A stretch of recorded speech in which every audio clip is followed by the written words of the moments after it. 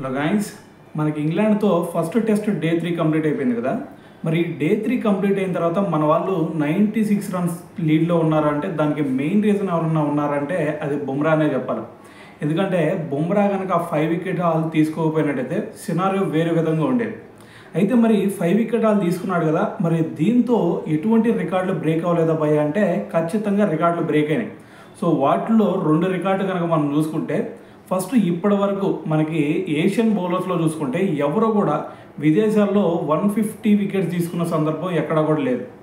అయితే మరి ఇప్పుడు మనకి బుమ్రా ఆ రికార్డ్ని క్రియేట్ చేశాడు. అంత ముందు చూసుకుంటే మనకి వసీం అక్రమ్ పేరు మీద ఉండేది 146 వికెట్స్ తీసుకున్నట్టున్నాడు. అయితే మరి ఆ రికార్డ్ని బ్రేక్ చేసి 150 వికెట్స్ తీసుకొని మరి తొలి ఏషియన్ బౌలర్గా మరి బుమ్రా అయితే ఒక రికార్డు క్రియేట్ చేయడం జరిగింది. అయితే అదొక రికార్డ్ అయితే దాని తర్వాత ఇంకొక రికార్డు వచ్చేసరికి మనకి నిన్న 5 వికెట్ హాల్ తీసుకున్నాడు కదా. అయితే మరి ఈ 5 వికెట్ హాల్తో మరి మన ఇండియన్ బౌలర్స్లో మరి విదేశాల్లో అత్యధిక 5 వికెట్ హాల్ తీసుకున్న బౌలర్స్ ఎవరన్నా ఉన్నారంటే అంతకుముందు కపిల్ దేవ్ పేరు మీద ఉండేది ఆ రికార్డు.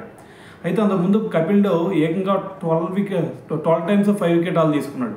అయితే మరి మొన్నటి వరకు బుమ్రా 11 టైమ్స్ 5 వికెట్ హాల్ తీసుకుంటే నిన్న ఇంకో 5 వికెట్ హాల్ తీసుకున్నాడు. కాబట్టి దీంతో మరి కపిల్ దేవ్ పేరు మీద ఉన్న రికార్డ్ని సమన్ చేయడం జరిగింది. ఇంకొక 5 వికెట్ హాల్ కనుక తీసుకున్నాడు అంటే సో మరి కపిల్ దేవ్ రికార్డు కూడా బ్రేక్ అయ్యే ఛాన్స్ అయితే కనిపిస్తూ ఉంది.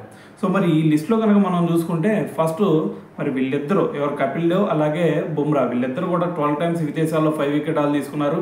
దాని తర్వాత సెకండ్ ప్లేస్లో వచ్చేసరికి మనకి 10 times Anil Kumble 10 times 5 wicket haul తీసుకున్నాడు. దాని తర్వాత ఇషాంత్ శర్మ వచ్చేసరికి 9 టైమ్స్ తీసుకున్నాడు. దాని తర్వాత అశ్విన్ వచ్చేసరికి ఏకంగా 8 టైమ్స్ 5 వికెట్ హాల్ తీసుకోవడం జరిగిందనమాట.